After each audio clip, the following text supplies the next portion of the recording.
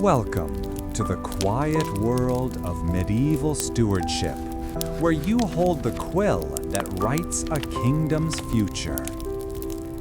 Before we begin, take a moment to get comfortable. Settle into your favorite spot, perhaps pulling a blanket up a little closer. Let your shoulders drop and allow your breathing to find a slower, softer rhythm. There is no rush here at all. I wonder, where are you listening from tonight? Is the moon high in your sky? Or are you just carving out a peaceful moment in an otherwise demanding schedule? Whatever the time, you are welcome. If you find comfort in these journeys, a simple follow or subscribe ensures you will always have a place here with us. Now, let us travel. Your long journey has ended, and the guards at the gate barely glanced at your travel-stained clothes before waving you through.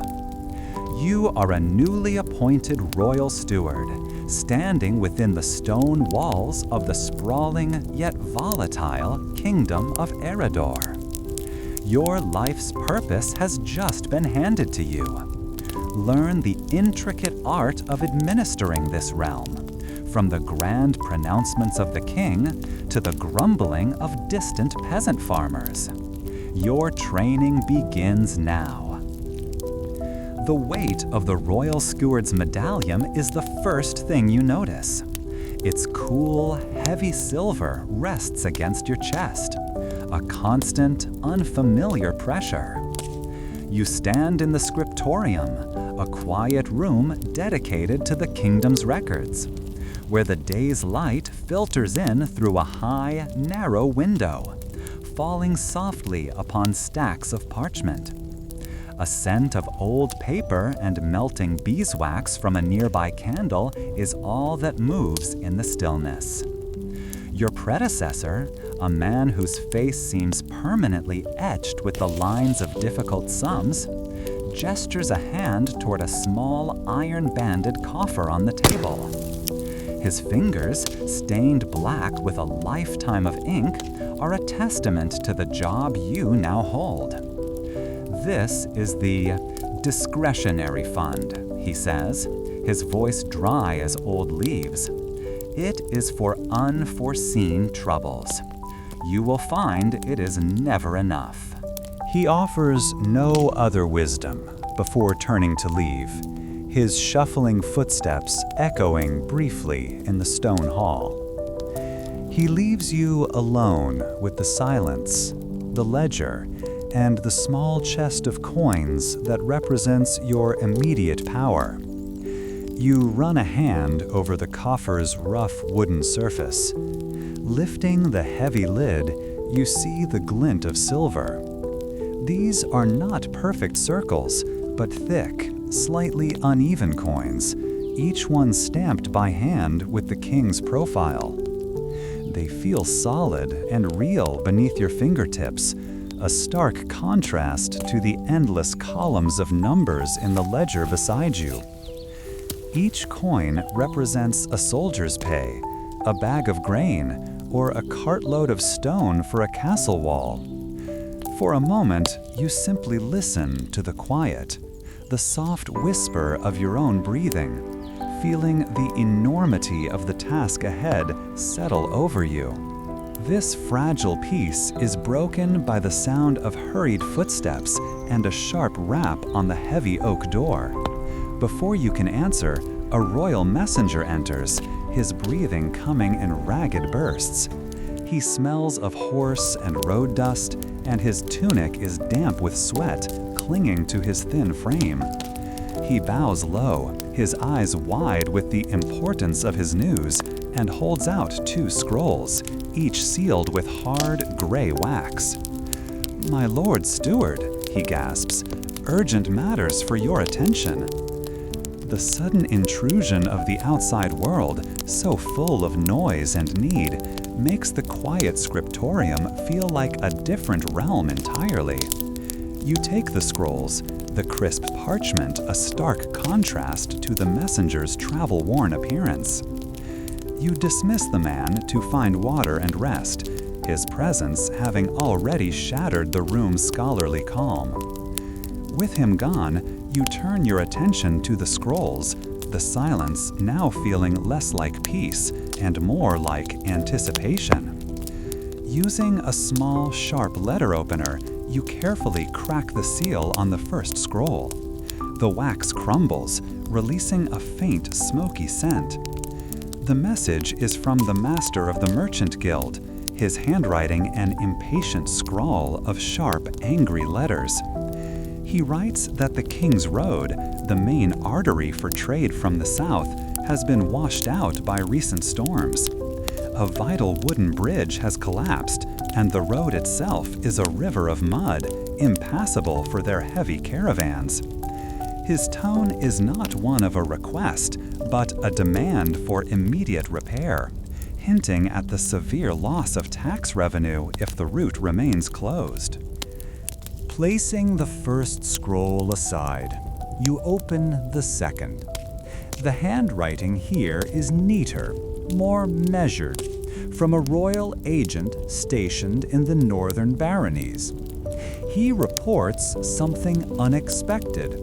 A farm, blessed with a strange turn of weather, has produced a surprising surplus of grain. The farmer, eager for coin before the harvest spoils, is offering the entire surplus to the crown for a very fair price. The agent notes that the royal granaries are currently adequate for the coming winter, but only just. This surplus would ensure that even if the winter is harsh and long, the people will not go hungry.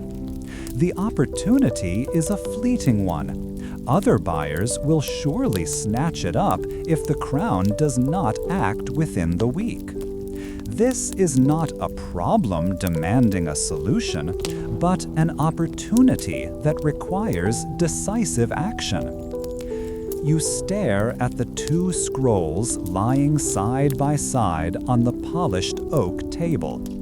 Two separate needs, two different futures for the kingdom, both vying for the same small pile of silver coins. You open the heavy ledger, its pages made of thin, treated calfskin called vellum, and trace the columns with your finger. Your predecessor was right. After accounting for the fixed costs of the realm, the wages for the castle guard, the upkeep of the royal household, the tithes to the great monasteries, the amount left in the discretionary fund is painfully small. A quick calculation confirms your fear.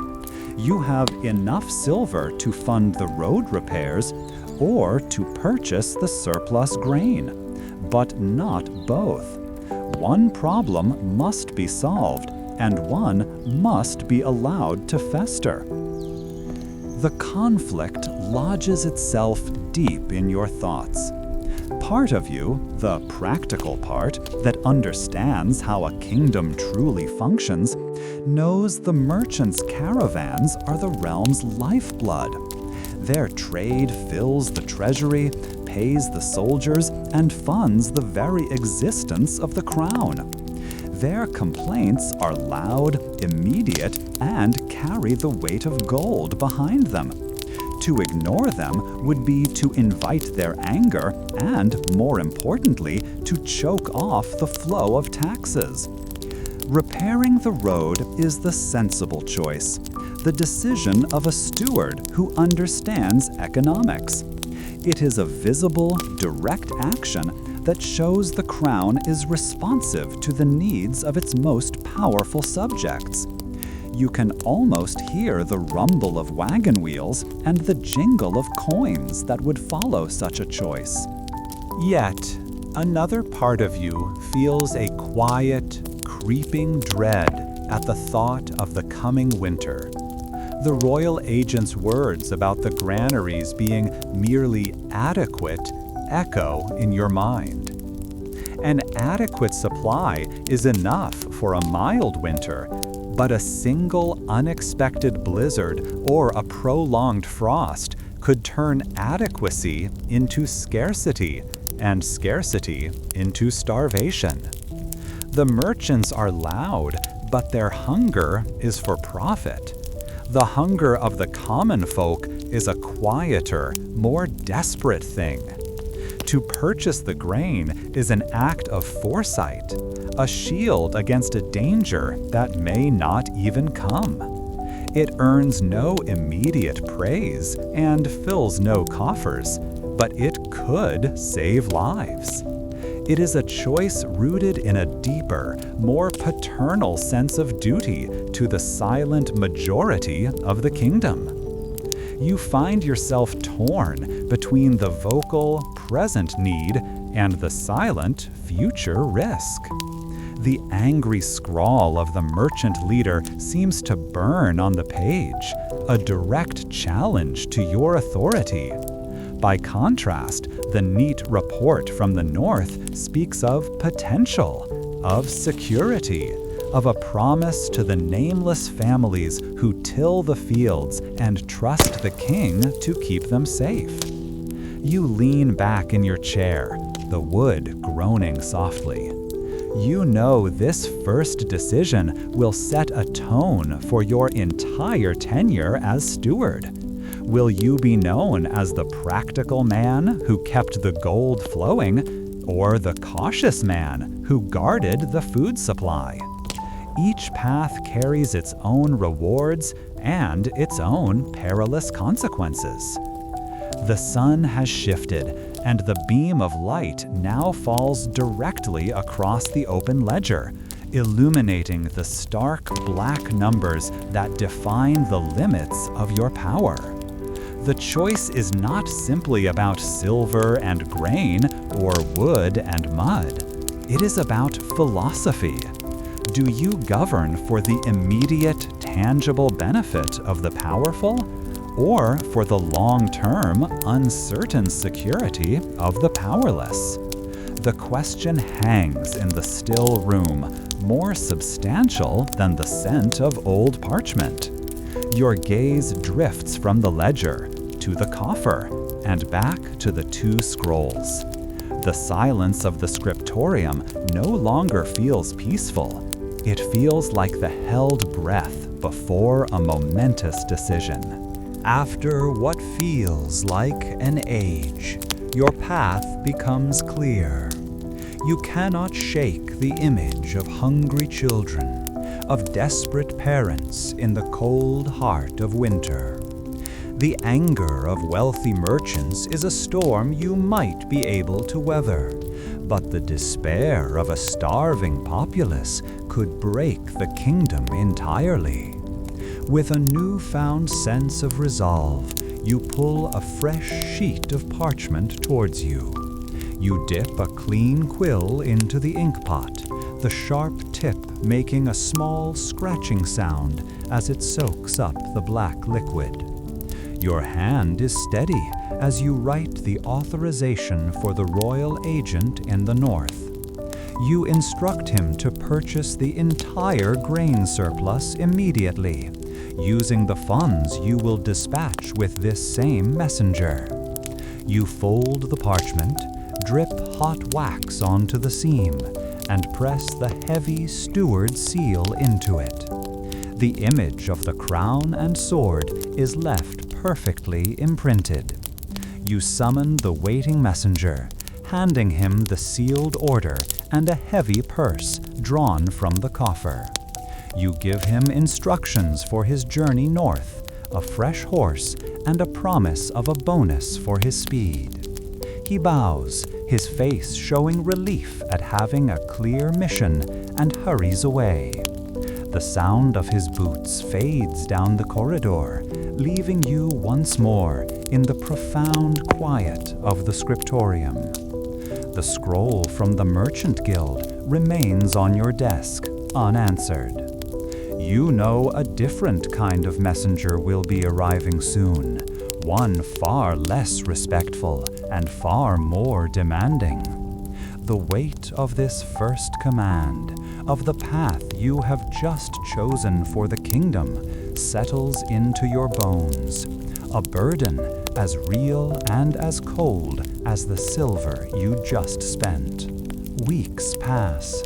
The memory of your first decision as Royal Steward, whether it was the clatter of wagons on a newly repaired road or the satisfying weight of sacks in the royal granary, settles into the background of your daily work. The ledgers continue to fill with the steady ink strokes of your quill, each entry a small piece of the kingdom's life.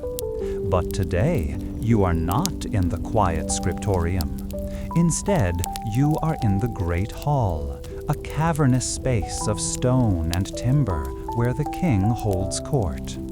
The cool, smooth surface of a judgment seat is beneath your hands, a seat smaller than the throne, but positioned before it, exposed. You shift uncomfortably as bright columns of light pour from the high windows, making the air ahead of you seem to shimmer. The king, from his elevated throne, leans forward. His voice, though not loud, carries easily in the vast room, cutting through the low murmur of the assembled nobles. "My steward," he says, his gaze fixed on you, "we have a small matter of local dispute. We would see how you weigh such things." A flicker of surprise, then a knot of apprehension tightens in your stomach. This is unexpected. This is a test. Two men are brought forward by the guards, their footsteps echoing on the flagstones. One is burly, his hands and clothes dusted with the fine white powder of his trade. He is the town's miller. The other is thin and weathered, his face lined by sun and worry, his hands calloused from the soil. He is a farmer from the lands upstream. The hall grows quiet, the only sound the soft rustle of silken sleeves as the courtiers turn their full attention to you. The miller speaks first, his voice strong and confident. He accuses the farmer of diverting the stream that powers his mill. He explains how the water wheel now turns slowly, how he can only grind half the grain he once did, and how the bakers in the town are already complaining of delays. He speaks of tradition, of the stream's path being unchanged for generations, and of the rights granted to his father and his father before him. As he talks, you can feel the logic of his position settling in your mind. The mill is a vital part of the local community, a hub of commerce that serves everyone from the lord to the lowest peasant. To disrupt it is to disrupt the flow of life, the baking of bread, the turning of coin. His argument is a solid structure, built on practicality and the common good. Following the miller's confident speech, the farmer steps forward, a much different figure. He does not look at you, but at the stone floor, his hands twisting the worn fabric of his tunic. He speaks softly, his voice rough with nervousness. He does not deny diverting the water. He explains that his fields were turning to dust, his young crops withering under a sky that offered no rain. He describes finding an old dry channel, a path the water might have taken long ago, and with desperate labor, clearing it to bring a small portion of the stream to his thirsty land. He offers no legal argument, no talk of rights or charters. His plea is simpler. It was for the survival of his family. He asks how he can be expected to watch his children go hungry when the means to save them flows just beyond his fence. His words hang in the still hall, a stark contrast to the miller's practical complaints. This creates a difficult puzzle. On one hand, siding with the miller upholds established practice and supports a key local industry that benefits the entire town. It is a decision that reinforces order and the predictable flow of commerce. If you chose to repair the king's road, this line of reasoning feels familiar. It is a choice for the system that keeps the kingdom running. On the other hand, siding with the farmer demonstrates compassion for the small folk, an understanding that sometimes rigid rules must bend to human need. If you chose to purchase the extra grain, this sympathy for the struggle against a poor harvest resonates with your own recent anxieties about the coming winter. You feel the weight of every gaze in the room, from the richly dressed nobles standing along the walls to the king himself, who watches you from his throne with an unreadable expression. He is not judging the miller or the farmer. He is judging you. Can you be decisive? Are you ruled by your head or your heart? Are you a steward of the kingdom's laws or a protector of its people? The thought of a compromise crosses your mind, perhaps ordering the farmer to share the water in a way that serves both, but you push it away. A compromise might be seen as indecisive, a failure to make a difficult choice. A clear ruling is what is expected. The law itself is silent on this matter. There are no records, no definitive maps, only one man's need against another. Your mind becomes a courtroom of its own, the arguments echoing back and forth. The miller represents the community, the interconnected web of commerce and dependency that makes a town function. His water wheel grinds the flour that feeds hundreds. His prosperity is the town's prosperity. This is the logic of governance, the perspective from a high seat like the one you now occupy. But then the farmer's weathered face comes into view. His plea not for profit, but for survival.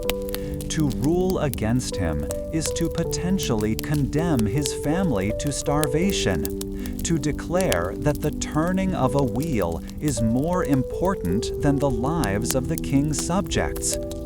Is justice merely the enforcement of what has always been?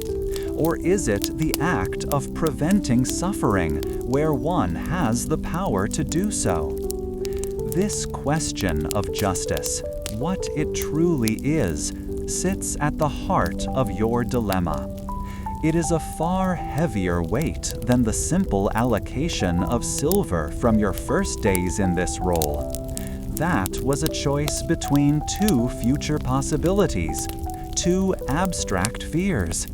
This is a choice about two men standing right before you, their lives immediately and directly in your hands. You can hear the faint sound of a hawk crying from a tower outside, a sharp, lonely call that seems to emphasize the silence within the hall. The light from the high windows has shifted, and the warmth on your face is gone, leaving the stone feeling even cooler beneath your palms. The silence stretches on. You know you cannot delay any longer. The court is waiting. The king is waiting. You must render a judgment, and in doing so, define the kind of justice the people can expect from their new royal steward. Will you be known as a pragmatist who protects the kingdom's vital functions, even at a human cost? Or will you be seen as a compassionate leader who prioritizes the welfare of the most vulnerable, even if it disrupts the established order? The two paths diverge sharply in your mind, each leading to a different future, a different reputation that will follow you through the halls of this castle and into the villages beyond. You find yourself torn between the clear logic of commerce and the powerful pull of compassion. One choice protects the community's engine. The other protects one of its smallest, most fragile parts. The miller's argument is for the good of the town, a tangible benefit to many. The farmer's plea is for his family, a raw and desperate need. For a long moment, you study them both. The miller, standing straight and expectant. The farmer, his head still bowed, waiting for his fate to be decided. Finally, your own internal debate subsides, and a decision solidifies in your mind. You settle your hands on the arms of the judgment seat, the polished wood smooth and solid under your grip. You take a slow breath, the air tasting of dust and old stone, and prepare to speak the words that will set your course.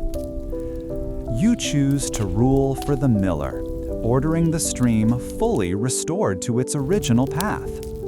The needs of the town as a whole, you reason, must outweigh the hardship of one family.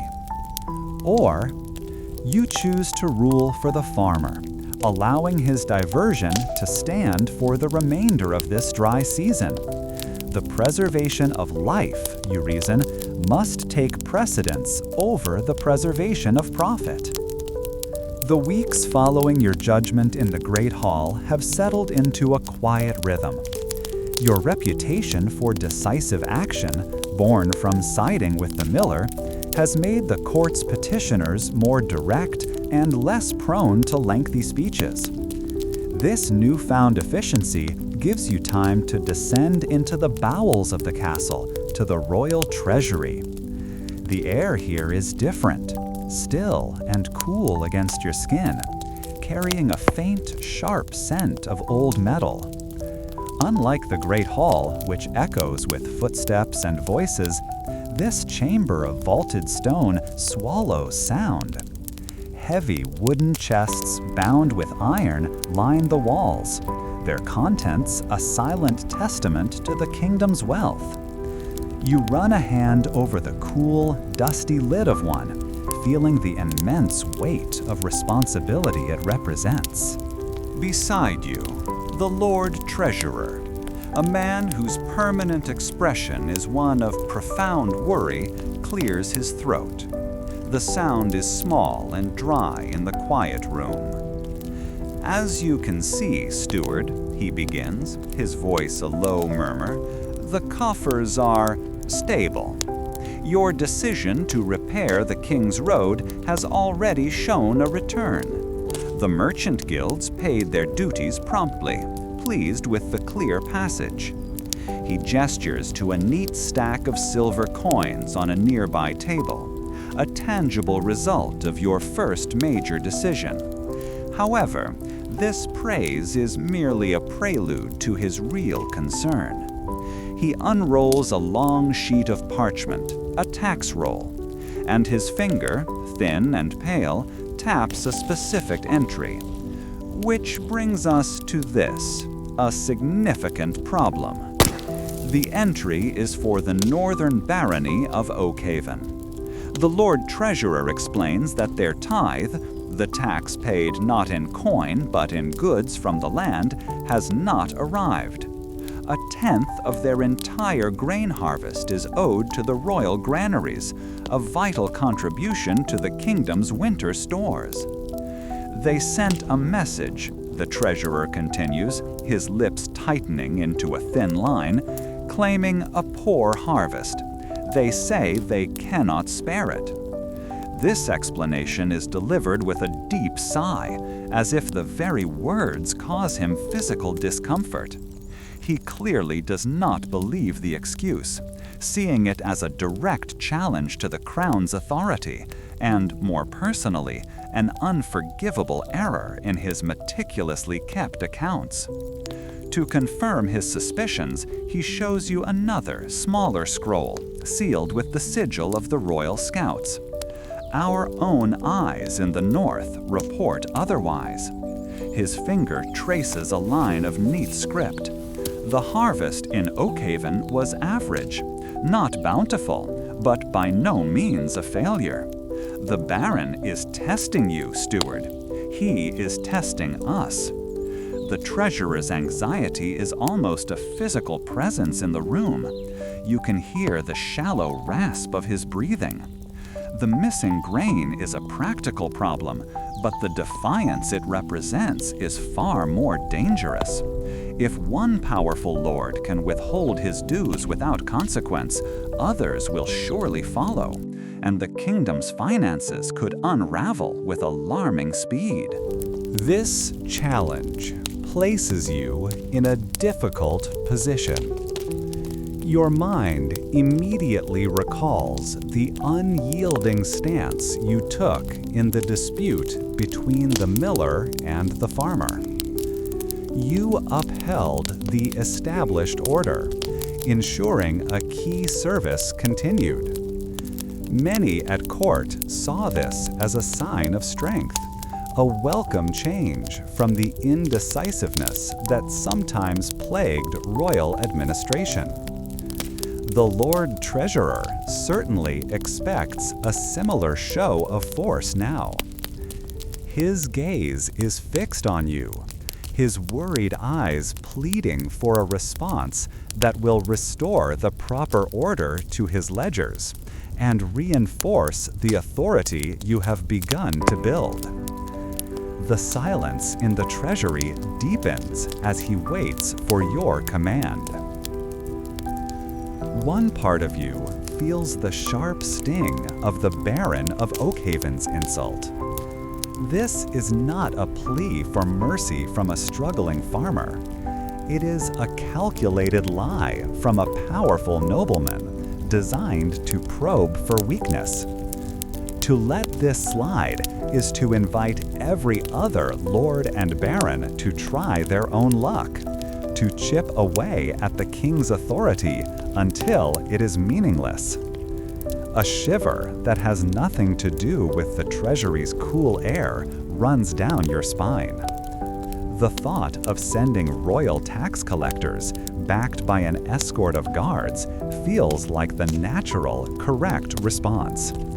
It is a clear message that the crown's laws are not mere suggestions. Yet another part of you hesitates. You picture the journey north, the arrival of armed men in a town already on edge.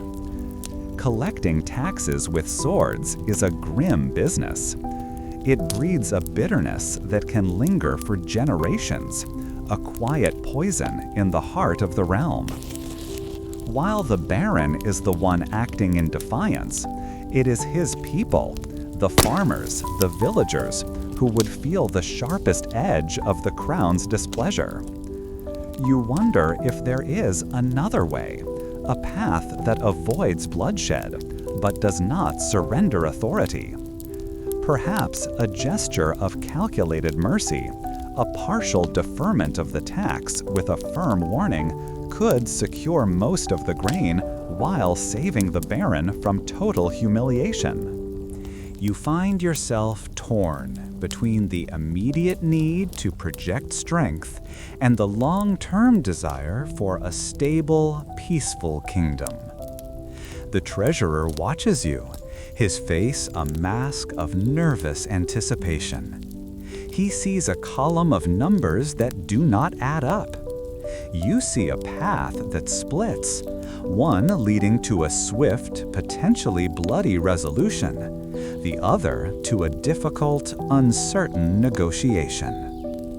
Your reputation for being firm with the commoners now hangs over this decision. Do you apply that same unbending logic to the nobility, or do you show a different face to the powerful? After a long moment, studying the faint tremor in the treasurer's hand, you make your choice. You choose to send a message granting a partial deferment, a show of calculated mercy for a first offense. The decision is a gamble, an offer of a ladder for the baron to climb down, hoping he takes it, rather than seeing it as a sign you are afraid to make him jump. This act of leniency, you realize, will send its own kind of message through the court. This test of wills has become a defining mark upon your stewardship. The weeks following your decision to grant the Baron of Oakhaven a deferment on his tithe have been quiet, but it is a silence that feels thin, like ice over deep water. Other lords sent their payments promptly, their messengers arriving with just a hint of surprise, as if they expected a fight and were disappointed not to find one. The Lord Treasurer, a man whose worries seem to hang about him like a fine mist, has noted the reduced inflow to the royal granaries, his lips a tight, thin line on the ledger. Your act of mercy has been noted, and now the court waits to see if it will be interpreted as wisdom or weakness. This quiet is broken not by a challenge from within, but by a sound of frantic arrival from without. A guard throws open the doors to the council chamber, and a man stumbles in, propped up by two soldiers. He is not a courtier or a noble. He smells of horse, sweat, and the deep, clinging dust of a long road. His clothes are torn, and his face is a mask of exhaustion and dirt. He falls to one knee before the king's empty throne, his breath coming in ragged bursts. In his trembling hand, he holds a scroll, its wax seal shattered, not broken neatly, but smashed by haste. He is a messenger from the lordship of the Marches, the small allied territory that guards your southern border. This haste, you know, is never a sign of good news. The scroll is passed to you, its parchment rough and gritty under your fingertips. As you unroll it, the messenger's words tumble out, hurried and desperate, confirming the dire message written in the looping script. A blight, a creeping sickness in the wheat, has turned their fields black before the harvest. What little they gathered is rotten. The lordship of the Marches is starving. Their lord, a man who has been a loyal friend to your king, begs for aid. He does not ask for gold or soldiers, but for something far more precious: grain from your stores to see his people through the winter. He offers nothing in return but his continued loyalty, a promise that feels both priceless and worthless at the same time. Immediately, the Lord Treasurer steps forward, his face pale. "Your Grace," he says, his voice low but carrying through the still room. "This is impossible. You know our situation." He does not need to say more. You feel the connection instantly. The grain you allowed the Baron of Oakhaven to keep for now was meant to be part of the surplus, the kingdom's shield against unforeseen hardship. Because you showed the Baron mercy, your shield is smaller than it should be. The treasurer's meaning is clear. Helping a neighbor means putting your own people at risk. The choice you made weeks ago is no longer just a political calculation. It has tangible, immediate weight. The captain of the guard, a practical man whose concerns are forged in iron and steel, speaks next. He gestures to a large map of the realm hanging on the wall. The marches are a useful buffer, he concedes, his finger tracing the border. But a buffer is no good if the heartland collapses. Our first duty is to the people of this kingdom. We must ensure our own granaries are full before we consider giving away what little security we have. His argument is cold and hard, a logic you cannot deny. To him, this is not about loyalty or friendship, it is about survival. The faces of your own small folk who depend on the royal stores in a harsh winter flash through your mind. Yet, as you stare at the map, you see a different kind of danger. You see the lordship of the marches not just as a name on a piece of parchment, but as a wall. It is a wall of friendly shields and loyal spears that stands between your kingdom and the ambitions of your rivals to the south. A starving ally is no ally at all. A desperate lord might be forced to seek aid from others who would demand a much higher price than mere gratitude. The thought of an enemy's banners flying from the watchtowers of the marches, a place that has always been a friend, sends a chill down your spine that has nothing to do with the temperature of the stone room. The room is silent, waiting for your counsel. The king trusts your judgment, and your voice will determine the kingdom's response. The Lord Treasurer sees only the numbers in his ledger. The captain of the guard sees only the strategic reality of defense. But you must see it all. You feel the competing duties pulling at you. There is the duty to your own people, a sacred trust to protect them from hunger. Then there is the duty to an ally, a bond that, if broken, could lead to far greater suffering than a single lean winter. You are being asked to gamble with people's lives, and either choice feels like a betrayal of someone. The thought of your recent judgments comes back to you. When you ruled in the dispute between the miller and the farmer, you chose the path of strict adherence to established industry, supporting the structure that served the many, even at a cost to the one. When you dealt with the baron, however, you chose a path of calculated mercy, hoping to build a relationship rather than enforce a rule. Those decisions felt separate at the time, but now you see how they are connected. They have shaped not only your reputation, but the very resources at your command. Which principle guides you now? The cold logic of self-preservation, or the risky compassion of alliance? The messenger is still kneeling, his head bowed, awaiting a verdict that means life or death for his people. The advisors watch you, their faces unreadable. The weight of the kingdom's future, and that of its neighbor, seems to settle directly upon your shoulders, heavier than the steward's medallion around your neck. The memory of the grain you allowed to remain in Oakhaven is a sharp, painful point in your thoughts. You could have been firm, and this decision would be easier.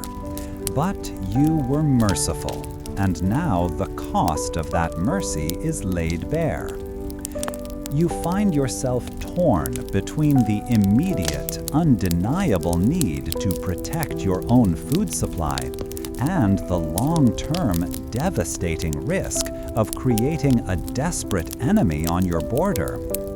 One path is safe but isolating.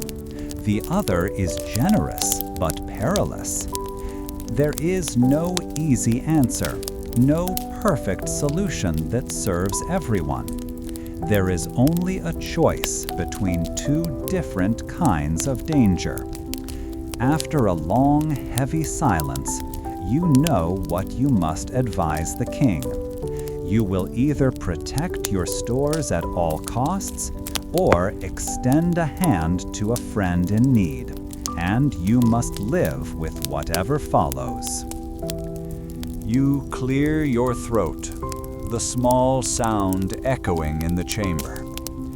You choose to send a modest shipment of grain, not enough to solve all their problems, but enough to be a profound gesture of goodwill. It is a risk, a deep and worrying one, that leaves your own kingdom more exposed. But as you give your counsel, you understand that a kingdom is not merely a store of grain or a collection of soldiers. It is also a web of promises and loyalties. To cut one thread is to weaken the entire structure. In this moment, you choose to believe that reinforcing an alliance is a better defense than hoarding supplies. You have felt the delicate strands of trust that bind one realm to another, and you have chosen not to let them break. The quiet routine of your day is broken by the hurried footsteps of a guard. He announces a messenger, his voice low and urgent, and a moment later, the man is shown into your private study. He is caked in mud from boot to shoulder, and the smell of a long, hard ride, of horse sweat and damp wool, clings to him. He leans heavily on a staff, his breathing a ragged counterpoint to the gentle scratching of your quill on parchment. Before he even speaks, he holds out a scroll. You notice his knuckles are white, and your eyes are drawn to the wax seal. It is a deep green, the color of the lordship of the marches, but it is badly cracked, as if the message was sealed in haste and carried without care for ceremony. You take the scroll, the rough parchment a stark contrast to the smooth, prepared vellum on your desk. Breaking the fractured seal is less a formal act and more a final, crumbling gesture. The words inside are not written in the elegant script of a court scribe, but in a frantic, blotchy hand. The Lord of the Marches writes of a sickness in his fields, a black rot that crawls up the stalks of wheat and barley, turning grain to dust and hope to despair. He does not ask for a loan or a treaty. He begs for food. He speaks of starvation not as a future threat, but as a present reality knocking on the doors of his people. He offers nothing in return but his unwavering loyalty, a promise that feels both heartfelt and painfully inadequate. This plea is not a matter of statecraft.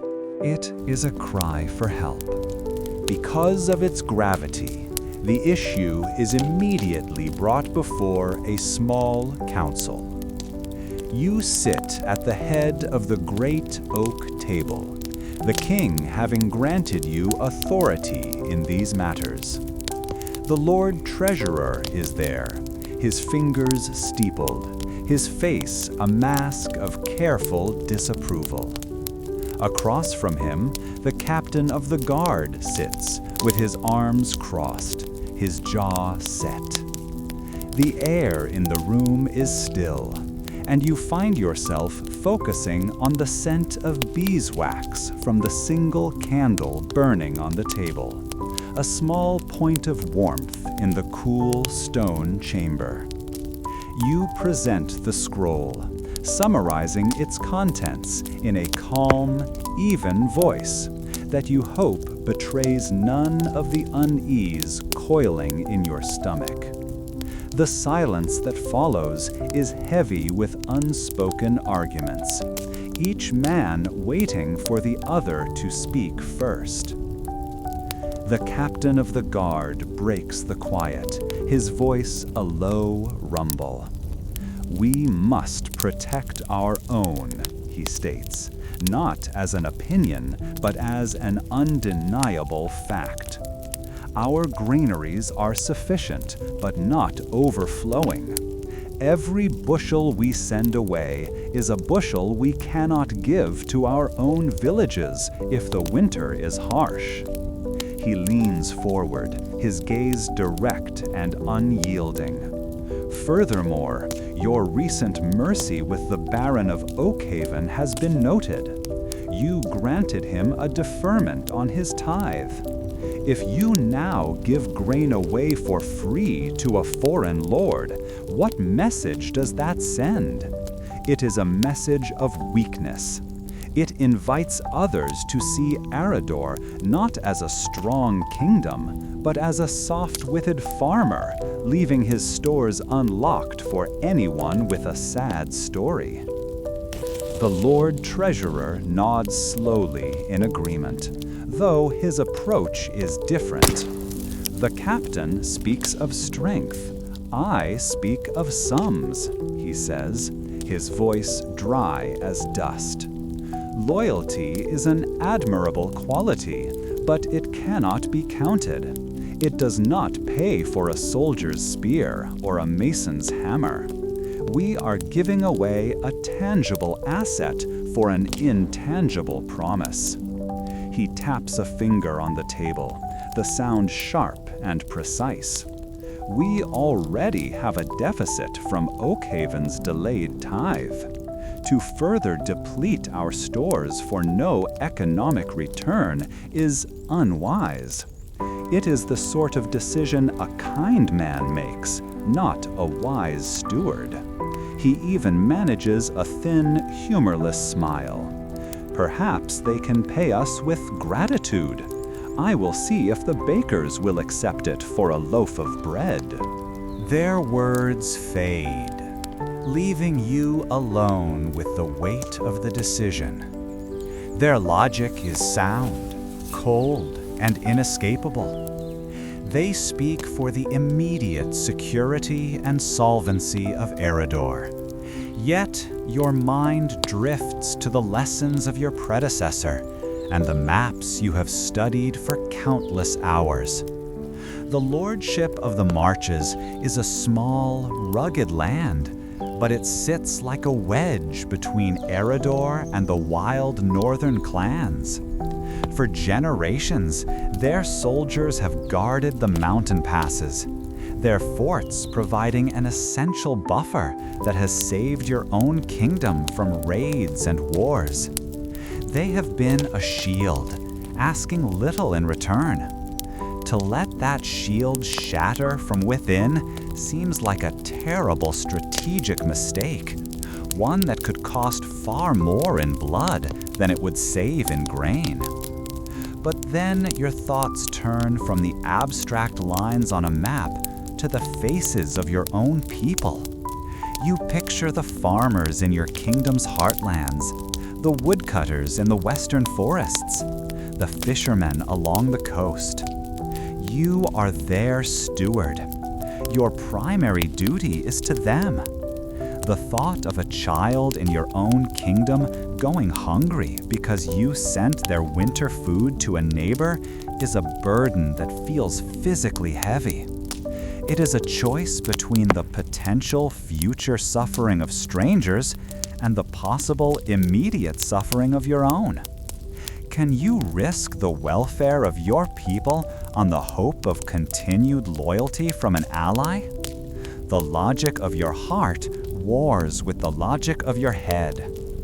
You look down at the scroll from the Marches, still resting on the table before you.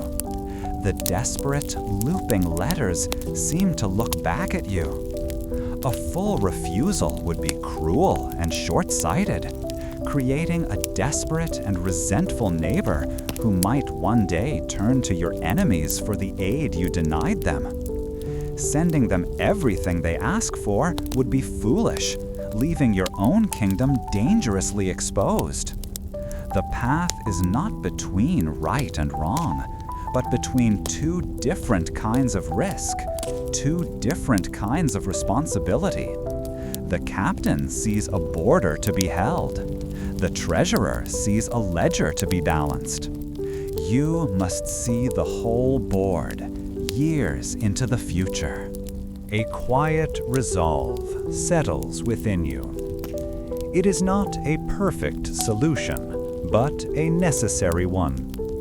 You find yourself torn between the absolute positions of your advisors, yet a middle path seems the only one that honors both duty and wisdom. It is a gamble, but one calculated to preserve an alliance without bankrupting your own future.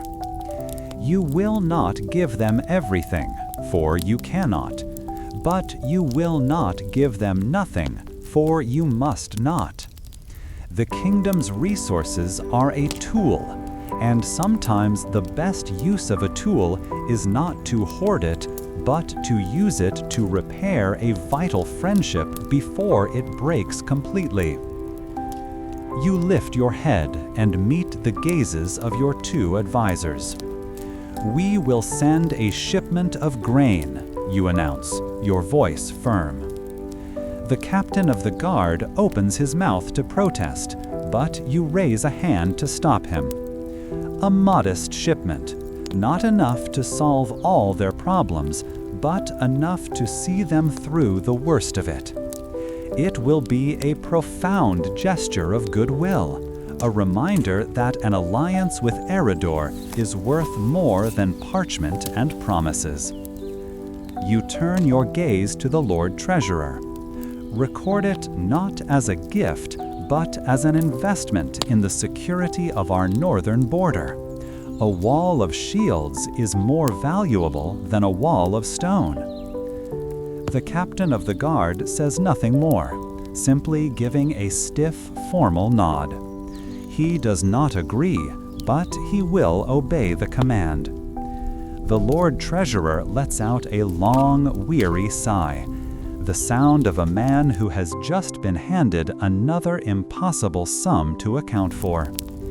He makes a note on a wax tablet, his expression grim. You know this decision will not be popular with the pragmatists at court, but it feels right. You dismiss them both and send for the master of the granaries to arrange the shipment. Later, as you watch the first wagons being loaded under guard, the weight of your choice feels real. You have secured a friend, but the coming winter now feels a little colder, a little longer. The memory of that cracked green seal, a small symbol of a great and desperate need, is now etched into your mind. The stone of the judgment seat feels colder than usual through your robes, a deep chill that seems to rise from the very foundations of the castle. Before you, in the vast space of the great hall, a young woman stands alone in the accused's dock. Her hands are bound, her face smudged with dirt, and her eyes are fixed on the floor. A hush has fallen over the assembled court, a silence so profound you can hear the faint rustle of a courtier's sleeve from across the room. The royal huntsman, a man whose face looks as if it were carved from weathered oak, stands beside the dock. His voice, when he spoke, was as hard and unyielding as his expression, listing the facts without emotion. A deer slain in the king's wood, an absolute law, a mandatory punishment. He now stands silently, his arms crossed over his leather-clad chest, expecting you to perform the simple, grim arithmetic of justice. The king is away, attending to a dispute on the northern border, and has left such matters in your hands. This authority feels less like a privilege and more like a crushing weight. The woman does not deny the act. When you asked her to speak, her voice was a near whisper, cracking with fear and exhaustion. She spoke of a sick father and 2 younger siblings, of empty cupboards and a failed garden patch. Her words paint a picture of quiet desperation, a hunger that gnaws away at reason until only the need to survive remains. Her claim of starvation echoes uncomfortably in your mind. You remember the difficult choice to send grain to the Lordship of the Marches, an act of diplomacy that left your own kingdom's reserves leaner than you would like. The village elder, a stooped man with kind eyes but a heavy heart, was called to speak. He confirmed the woman's story, speaking of a blight that had ruined the bean harvest in their small village, and the unusual difficulty of finding work. He does not excuse her crime, but he lays the bare facts of their hardship before you, making the situation far more complicated than a simple theft. This is not a question of guilt or innocence, but of law and circumstance. The royal huntsman's gaze is a physical pressure, demanding you uphold the pillar of the king's authority. To steal from the king's wood is to steal from the king himself. The law is meant to be a clear, bright line that no one dares cross.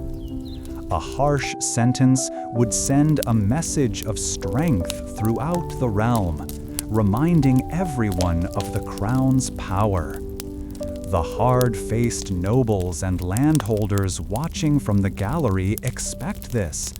They see law as the bedrock of their own security and status. Yet, looking at the thin shoulders of the young woman, you see not a challenge to the king's authority, but a failure of your own administration.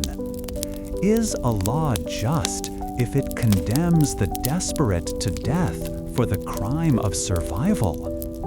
Your heart aches with a sense of shared responsibility for her plight. To the common folk who watch from the back of the hall, their faces tense with worry, you know this is more than one woman's fate. It is a test of the crown's heart. They want to know if their ruler sees them as subjects to be managed or as people to be protected. The silence stretches on, becoming a heavy blanket over the hall. Every eye is on you. The royal huntsman wants order. The village elder wants compassion. The nobles want a precedent that protects their property. The commoners want to see mercy in the face of power. You wrestle with the 2 paths laid bare before you. One is the path of the law, cold, clear, and absolute. It is the safe path, the one that reinforces the existing order and earns the respect of the powerful. It is a path paved with fear, but it is stable. The other path is far more uncertain. To show mercy is to create a crack in the rigid wall of the law. Other nobles might see it as weakness, a sign that the king's rules can be bent. Poaching incidents, already a constant nuisance, might increase if the ultimate penalty is removed. This path could earn you the love of the peasantry, but the contempt of the traditionalists at court. You are caught between the iron of the state and the fragility of a single hungry life. It feels as though you are not judging her, but the very nature of the kingdom you serve. A deep breath does little to steady the pounding in your chest. You must speak. The words must be yours, and the consequences will follow you for the rest of your days. Part of you recoils from the grim necessity of the law, the act of sending this terrified woman to the gallows for a single desperate act. Yet another part of you understands the huntsman's position. If one law can be ignored for a sad story, cannot any law? The entire structure of the kingdom rests on these shared rules. You find yourself torn between the head and the heart, between the abstract principle of order and the tangible reality of one person's suffering. The weight of the steward's medallion on your chest feels heavier than ever before. You look from the huntsman's stony face to the woman's bowed head, and you know your decision is made. You clear your throat, the small sound echoing unnaturally in the quiet hall, and prepare to deliver your judgment.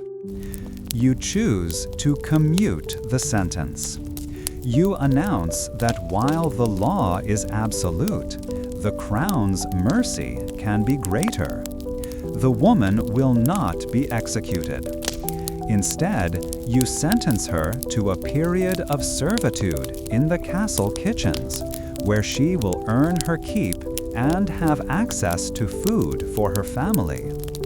A collective gasp, a rush of whispers sweeps through the hall. The common folk at the back murmur with what sounds like approval, their tense faces softening with relief. The village elder bows his head deeply, a silent gesture of profound gratitude. The royal huntsman, however, does not move. His expression darkens, a flicker of disbelief and anger in his eyes. He gives you a single, sharp nod, the gesture conveying his utter disapproval more effectively than any words could. He sees this not as mercy, but as a dangerous precedent, a weakening of the king's authority that he will now have to manage in the forests. Several of the nobles in the gallery shift in their seats, their faces unreadable masks of polite neutrality, but you feel their judgment all the same. They see you now as unpredictable, perhaps even sentimental and weak. As the guards lead the weeping, relieved young woman from the dock, the crowd begins to disperse, their quiet conversations filling the hall with a low hum. You have made a powerful statement, but you have also drawn new lines in the court. You have gained the affection of the common people, who will now see the crown as having a human heart. But you have also planted seeds of doubt among the traditionalists, who believe that a kingdom is ruled by strength and unwavering law, not by compassion. You rise from the cold stone seat, your legs feeling unsteady beneath you. The decision, though made, does not feel like a victory. It feels like a trade. You have saved one life, but you may have invited future challenges to the order you are sworn to protect. Walking from the great hall, the huntsman's disapproving glare feels like a physical weight on your shoulders. You feel the gravity of this judgment, of a law bent for a human life, settling deep within your conscience. You sit at the heavy oak table in the royal council chamber. The wood beneath your forearms is cool and smooth, worn down by generations of advisors. Your fingers trace the deep grain as you listen. Dozens of candles on iron stands push back the gloom of the windowless room, their light causing shadows to leap and twist on the stone walls, making the faces around you seem like shifting masks. The only steady sound is the quiet hiss of melting wax, a smell that mixes with the faint, dusty scent of old maps and aging stone. You notice the captain of the guard's knuckles are white where he grips the arm of his chair, a stark contrast to the Lord Treasurer, who seems to shrink into his robes, his face a portrait of deep worry. This palpable tension is the reason for the late meeting.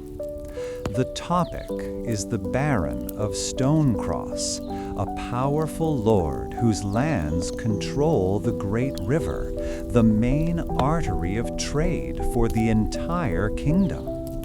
A report, its wax seal broken and lying on the table like a shed crimson tear, confirms the news.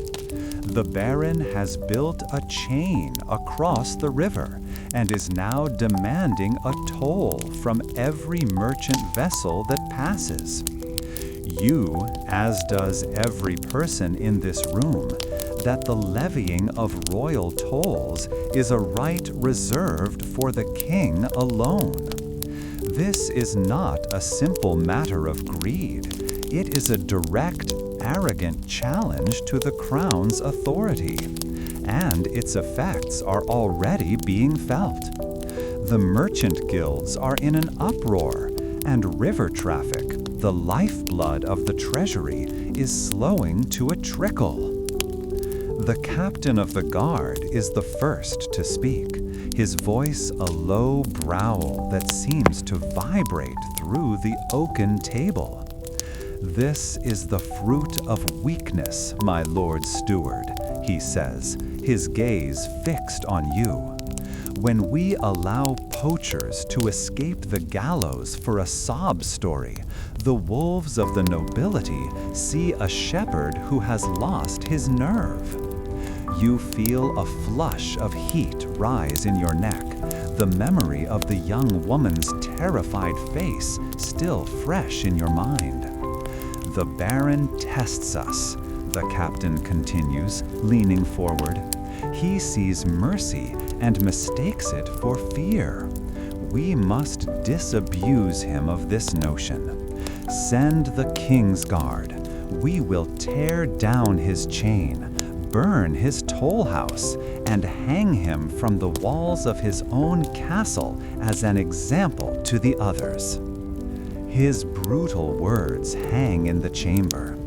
The Lord Treasurer, in stark contrast, shakes his head slowly, his fingers nervously pleating the sleeve of his robe. "And what is the cost of this example?" he asks, his voice thin but clear. "The Baron of Stonecross has a strong keep and hundreds of men loyal to him. His cousins in the north will likely join his cause. This is not a simple police action. It is the beginning of a civil war. A war, I must remind you, that the Treasury cannot afford. The cost in iron, in grain to feed soldiers, in lost trade, it would bankrupt the kingdom within a year. We would win the battle for the river, only to lose the kingdom itself to poverty and ruin." The two arguments create a chasm in the council, and you stand at its edge. The captain's path is one of fire and steel, a high-stakes gamble to assert the king's power in a way no one could ever question again. The treasurer's path is one of caution, prioritizing the stability and solvency of the realm above all else. Both men now look to you. The king, seated at the head of the table, remains silent, his expression unreadable in the flickering light. He has given you the floor. Your council will likely decide the kingdom's course. The thought of sending your own people to fight one another, of fields burned and villages plundered in the name of authority, is a cold weight in your stomach. Yet, the alternative feels almost as bitter. To invite the baron to court, to negotiate with a man who has so brazenly defied his king, feels like a form of surrender. It would send a message to every ambitious lord that the crown's authority is not absolute, but something to be bargained for, like wool or timber at a market. It would solve the immediate crisis at the cost of inviting a dozen more in the future. You feel the pull of both sides, the warrior's pride that demands respect, and the steward's pragmatism that seeks peace and prosperity. The silence in the room deepens, awaiting your judgment. You picture the map of the kingdom that hangs in the strategy room.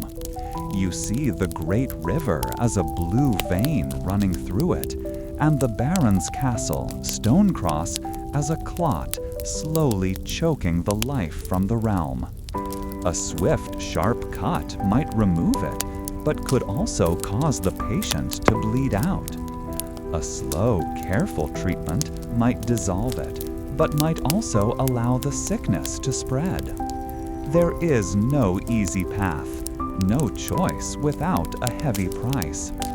This decision is not about a single baron, but about the very nature of the king's rule, and by extension, your own stewardship.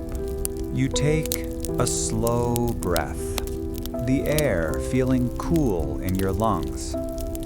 You look from the captain's stony face to the treasurer's worried eyes. The king's gaze is a physical pressure, demanding an answer. You know that whatever you advise, it will define your approach to the powerful and contentious nobility for years to come. Your reputation for mercy among the common folk has already made the hardliners wary. This will either confirm their fears or assuage them. You must choose between the sword and the purse, between a costly war and a humiliating compromise. Your mind settles. The risks of one path seem in this moment more terrible than the costs of the other.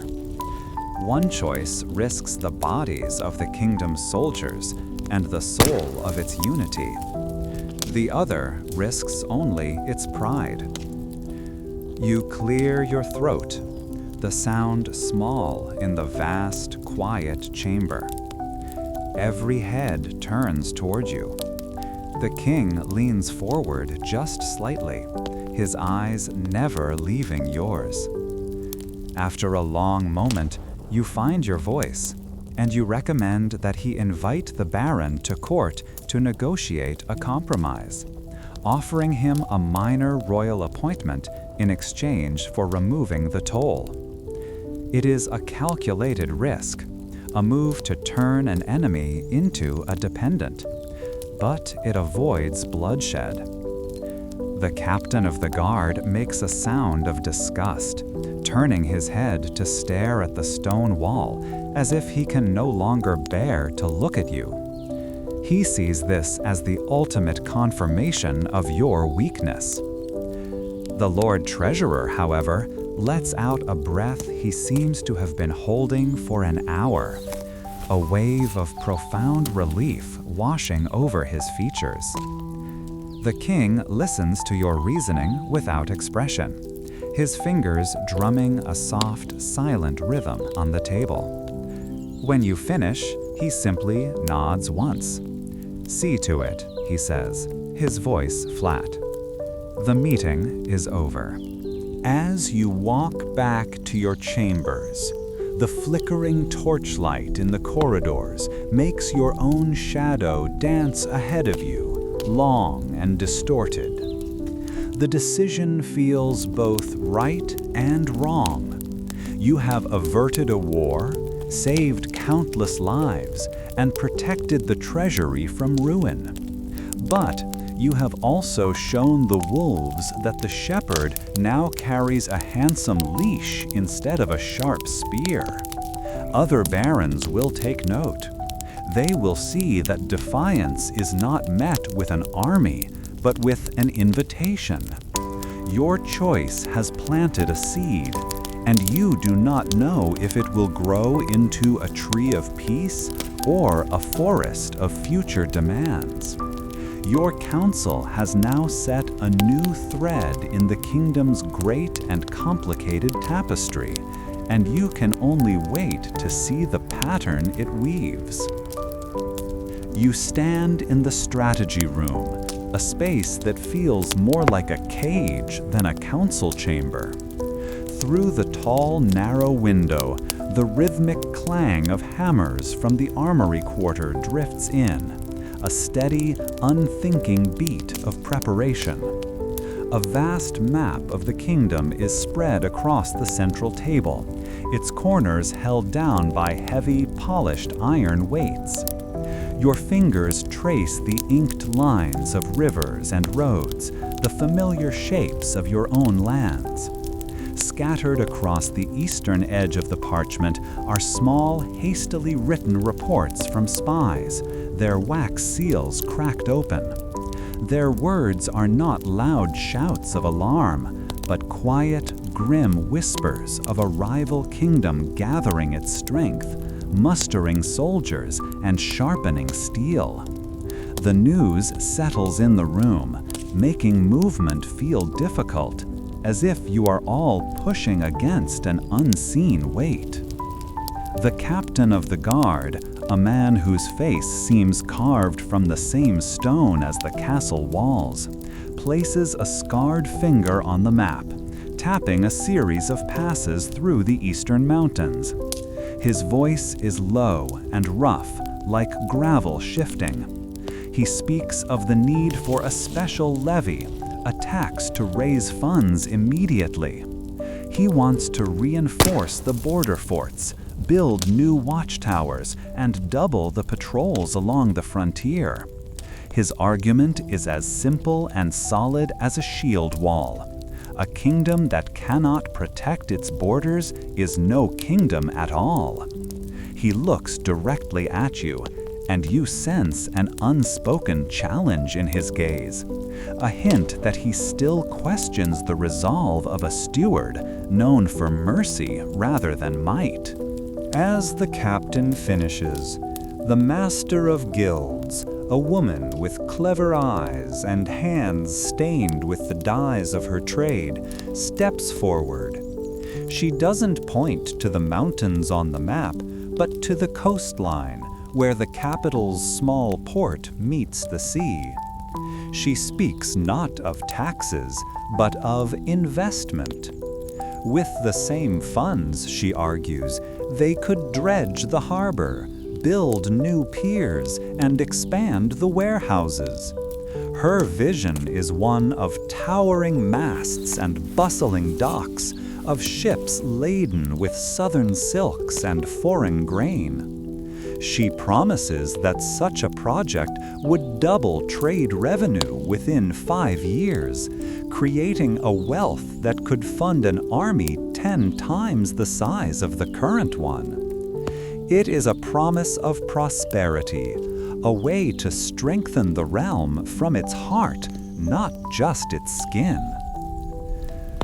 You find yourself torn between the shield and the purse. The captain's words echo with the cold, hard reality of an invading army, burning fields and broken gates. The threat is clear, even if it is not yet at your door. Yet, the Master of Guilds presents a future where the kingdom is so strong, so wealthy, that no rival would dare attack. To ignore the forts is to risk everything on the hope that the enemy will delay.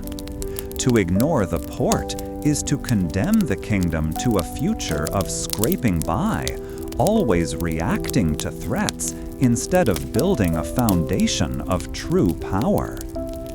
The rhythmic hammering from outside the window seems to mock your indecision, each clang a reminder that time is passing while you stand frozen between two futures. Your gaze drifts from the grim face of the captain to the hopeful expression of the master of guilds. You think of the common folk, the people you have tried to protect. What is the greater duty? To save them from a potential war tomorrow, or to give their children a chance at a better life a generation from now? The thought of soldiers dying on a wall because you chose to build a dock is a heavy burden. But the image of another generation struggling with poverty because you were too afraid to invest in their future is just as difficult to bear. You must decide where the true defense of the kingdom lies, in its stone walls or in its overflowing coffers. You take a slow, deep breath, the air in the room feeling stale and thin. The two advisors watch you, their own convictions hardening their faces. The silence stretches, broken only by the distant, relentless clang of metal on metal. Your mind replays every report, every argument, every potential outcome.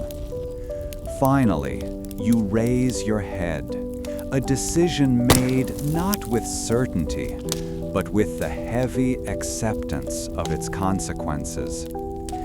You look from the captain's stony gaze to the master's waiting eyes.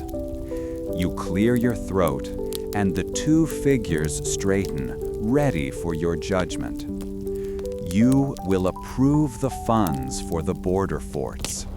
The immediate threat, the clear and present danger to the people in those eastern towns cannot be ignored for the promise of future wealth. A wave of relief washes over the captain's face, so subtle it is little more than a softening around his eyes.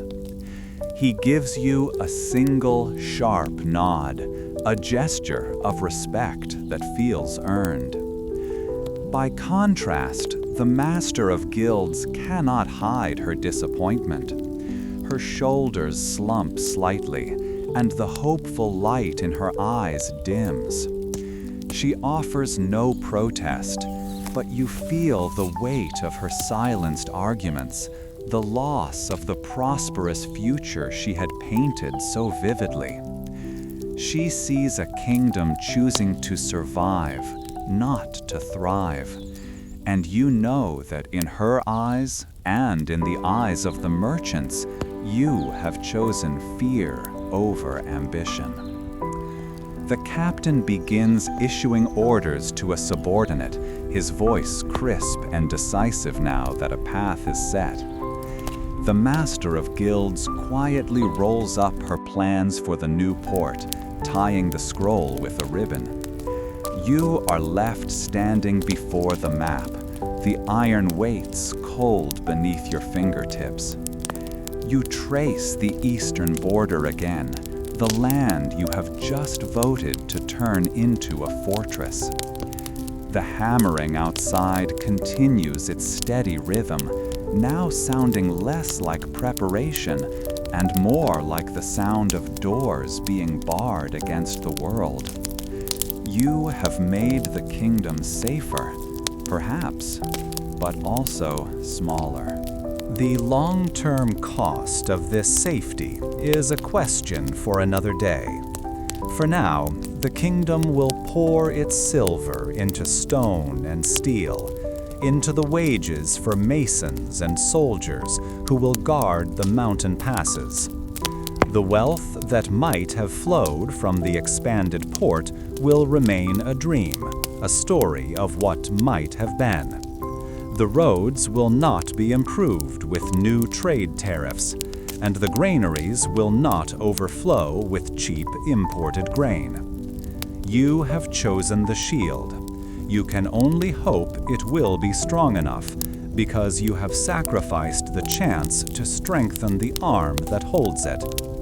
The consequences of this day will echo in the stonework of the new forts and in the quiet emptiness of the royal treasury for a long time to come. The rhythmic sway of your horse is a comfort, a steady beat that matches the slow thud of its hooves on the damp, packed earth of the forest floor. You pull the leather reins slightly, guiding your mount around a thicket of ferns, their wet fronds brushing against your leg. A cool moisture clings to everything here, a stark contrast to the dry, busy air of the capital. You lift your face, and the breaks in the thick canopy of leaves overhead allow fleeting moments of warmth to touch your skin before you are plunged back into shadow. The sounds of the court, the endless footsteps on stone, the murmur of petitioners, the scrape of chairs, are replaced by the call of a distant bird and the gentle creak of your saddle. Away from the pressures of the throne room, you feel your shoulders relax for the first time in weeks. Beside you, the king guides his own powerful warhorse with an easy confidence. He is different here, in his element. The heavy crown is gone, replaced by a simple leather circlet, and the formal robes have given way to practical riding clothes. For the first time, you notice the lines of weariness around his eyes seem less pronounced. He breathes in deeply, a motion you find yourself copying, and a small smile touches his lips. This brief escape from governance seems to have loosened his tongue. It is good to be away from the petitions and the politics, he says, his voice a low rumble that doesn't feel like it needs to command the attention of a hall. Out here, a man can think clearly. The kingdom's needs seem simpler under the sky. He gestures with a gloved hand toward a clearing in the distance, where the royal huntsmen are preparing for the day's sport. Speaking of the kingdom's needs, he continues, his tone shifting from relaxed to purposeful, I have been in discussion with the abbot of the Silent Vow. The name of the powerful monastery, known for its vast landholdings and influence among the nobility, sends a small ripple of caution through you. The king's conversations with the abbot are rarely simple. He has offered the full support of his order, their prayers for the realm's prosperity, and his voice on the council for all my endeavors. A powerful friendship to cement, you will agree. He looks to you, expecting a nod of confirmation. You offer a slight inclination of your head, though a knot of unease tightens in your stomach. Such support is never offered without a price. The king seems to read your thoughts. In return, he says, his gaze fixed on the path ahead, he asks for a grant of land, the common pastures of the Greenwater Dell. He wishes to build a new chapter house there, a place for contemplation and prayer to serve the entire barony. The name hits you with the force of a physical blow. The Greenwater Dell is not just empty land. You've seen it on your own journeys. It is the lifeblood of 3 villages, the place where dozens of families graze their sheep and cattle, the very land their livelihoods depend upon. Your mind instantly fills with the faces of the common folk you have seen in the great hall, the desperate, the hopeful, the fearful. This feeling is familiar. You remember the young woman accused of poaching, her explanation that her family was starving. You recall the farmer arguing for the right to water his fields during a dry spell. Your past decisions have already begun to shape how the small folk view the crown's justice, whether as a source of mercy or a hammer of the law. To strip them of their grazing land now, a right they have held for generations, feels like a profound betrayal. It would be an act that could curdle any goodwill you have fostered, turning respect or hope into a bitter, simmering anger. With so much of the kingdom's wealth already committed to reinforcing border forts or expanding the capital's port, you know that these families have no other place to go, no other way to survive. The king, however, sees only the strategic advantage. The abbot is a man of great influence. His backing would quiet some of the more spirited members of the nobility, and the spiritual shield his monks provide is beyond price. A small tract of land is a minor cost for such an alliance. He calls it a small tract, but you know it is the entire world for the people who live there. His words paint a picture of a secure, stable throne, blessed by the heavens and supported by the most powerful men in the land. It is the vision every king dreams of, and he is offering you a chance to help him build it. All it requires is your agreement. A cold certainty settles upon you. You are at a fork in the path, and not just the one in this forest. One direction leads to the king's gratitude. To agree with him is to secure your own position, to become an indispensable partner in his grand strategy. You would earn the powerful friendship of the abbot and the church, allies who could protect you from any court intrigue. Your path to greater influence would be clear and unobstructed. It is the safe choice, the ambitious choice. It is the choice that serves your own future, ensuring you remain in a position to guide the kingdom for decades to come. Yet, the other path pulls at your conscience. A wave of shame washes over you at the thought of the families who would be driven from their homes, their flocks sold, their children hungry, all for a political bargain. To speak out against the king's plan is an immense risk. To advise a monarch against his clearly stated wish is to invite his displeasure, perhaps even his wrath. You would be choosing the silent, powerless peasants over the influential abbot and your own sovereign. It is a dangerous, perhaps foolish act. You find yourself torn between the clear logic of political survival and the heavy weight of moral duty. The silence between you and the king stretches on, broken only by the chirping of a cricket in the undergrowth. The kin glances at you, his eyebrow raised, waiting for your counsel.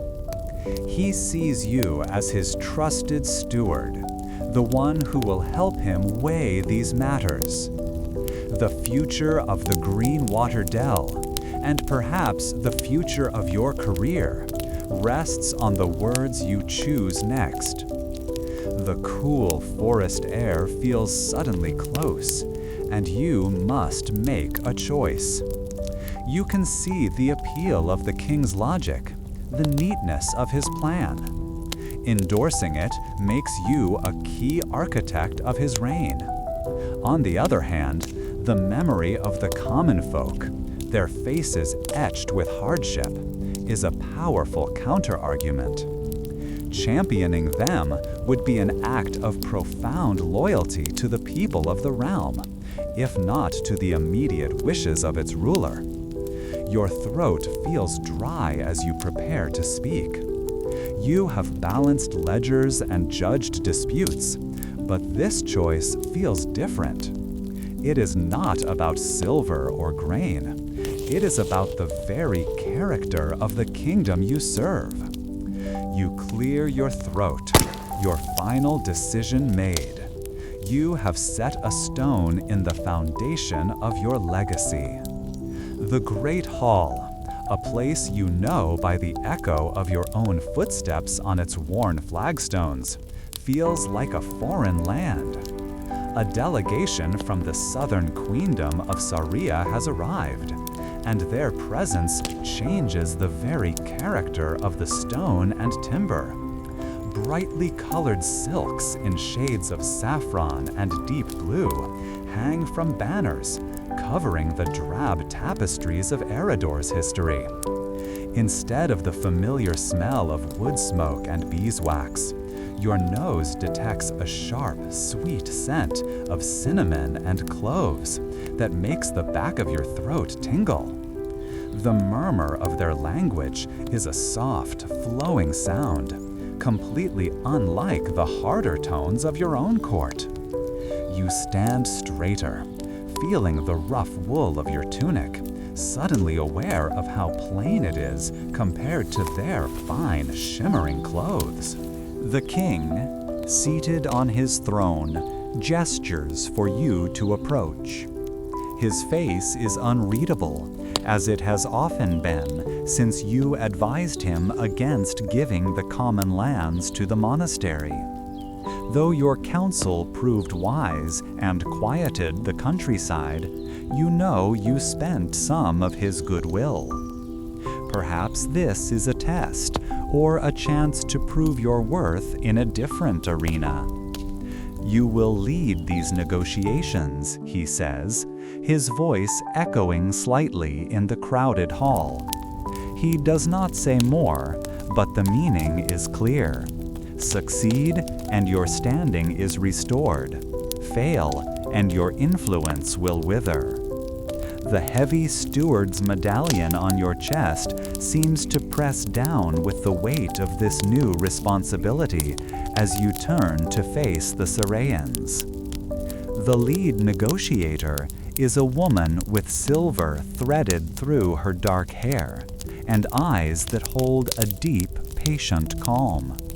She inclines her head and begins to speak through an interpreter, her voice smooth and measured. She speaks of a treaty for the ages, a bond between the sun-warmed south and the hardy north. Her proposal is simple and breathtaking. Saraya will grant Aeridor exclusive access to their two most valuable goods: salt, essential for preserving food through your harsh winters, and silk, a luxury that could make the royal treasury overflow. In return, they ask for your kingdom's iron for their tools and weapons, and timber from your vast forests for their ships. The Lord Treasurer, standing near you, lets out a small, sharp breath of excitement, his gaze fixed on the Sarayan envoy as if she were made of solid gold. After laying out the vision of shared prosperity, the negotiator pauses. The air in the hall grows still, and you sense a change in her posture. There is one final condition. This will not merely be a treaty of trade, but one of mutual defense. She speaks of the formidable mountain clans to their east, fierce, raiding tribes who threaten their borders. If Saraya is attacked, Aeridor must send its soldiers to their aid. The captain of the guard, who had been listening with a professional detachment, now frowns, his hand resting almost unconsciously on the hilt of his sword. The beautiful picture of wealth and cooperation suddenly has a dark shadow behind it, the shadow of swords and shields marching toward a distant, unknown war. In the privacy of the royal council chamber, the debate erupts at once. The Lord Treasurer paces before the hearth, his face flushed with eagerness. "This is a generational opportunity," he insists, his voice ringing with conviction. "Imagine our granaries, not just full, but overflowing. Our food preserved with Solarian salt. Imagine the tariffs, the taxes on silk merchants. We could build new roads, bridges, a stronger kingdom for all. The risk is small compared to the certainty of such wealth. A few skirmishes in the mountains, a worthy price to pay for securing our future against any hardship." He speaks of profit and prosperity, and you feel the undeniable logic in his words. The kingdom is often on a knife's edge, and this treaty offers a wide, safe ledge of security. The captain of the guard, however, remains seated, his scarred hands resting flat on the heavy oak table. When the treasurer finishes, the captain's voice is low and grim, cutting through the excitement. "He calls it a few skirmishes," the captain says, looking directly at you. "I call it sending our farmers' sons to die on rocks they've never seen, for a border they do not know. Mountain warfare is not a clean business of banners and charges. It is ambush and starvation, a slow, bleeding wound that drains a kingdom of its best men." He leans forward slightly. "You fought to protect the common folk from losing their land. Will you now send them to be buried in foreign soil for the sake of fine cloth and savory food? The blood of our soldiers is not a commodity to be traded." His words strike a deep chord within you. The memory of the petitioners, the anxious farmers and their families who look to you for protection, is still fresh. Their quiet loyalty, hard won, feels like a sacred trust. To send them or their children to fight a war that is not their own feels like a betrayal of that trust. You can almost picture the casualty lists, the grieving mothers in the villages, and the bitterness that would follow. It would be a stain on your conscience, a heavy price for any amount of gold. The security the treasurer promises feels hollow when you consider who would pay for it with their lives. Yet, the treasurer's vision is just as powerful. With the wealth from the Saurian trade, you could do more than just protect the common folk. You could uplift them. You could ensure no family ever starves again, that no village suffers from a bad harvest. You could build a kingdom so strong and prosperous that its people are safe from all threats, both internal and external. Isn't that the greater duty? To make the hard choice that brings lasting prosperity, even if it comes at a cost. A kingdom that is poor and weak is a kingdom that cannot protect anyone. The two arguments pull at you, each with its own undeniable truth. Your mind is a battlefield where wealth and blood are at war. The immense, tangible profit of the treaty is weighed against the terrible, intangible cost of the alliance. The Saurians are waiting in the Great Hall, their calm expressions hiding a keen assessment of your kingdom's character. The king is waiting in his chambers, expecting your counsel, your decision. Every path feels fraught with peril. To accept the deal is to gamble with the lives of your people. To refuse it is to gamble with their future, condemning them to continued hardship when a golden opportunity was within their grasp. The faces of your two advisors seem to represent the two futures before you. The Lord Treasurer's eager hope promises a golden age, a kingdom of plenty, bought with a promise of steel. The Captain of the Guard's grim realism warns of a bloody cost, of a nation's youth spent defending another's borders. You know that true leadership is not about choosing the easy path, but the right one. Yet the rightness of either choice is shrouded in fog. Is it better to be a rich kingdom that bleeds for a friend, or a poor one that stands alone? The silence in the council chamber stretches on, filled only by the crackling of the fire and the pounding of your own heart. Slowly, a resolution forms within you, not from a sudden insight, but from a quiet settling of your principles. It is a choice born from every decision you have made since taking this office, from the ledger and the quill to the poacher's daughter to the common grazing lands. You know what kind of steward you must be, and therefore what kind of kingdom you must build. You push your chair back from the table, the sound scraping loudly in the quiet room. Both men look at you, their arguments finished, the final burden now yours alone. You find yourself torn between the lure of unprecedented wealth and the solemn duty to protect your soldiers from a foreign war.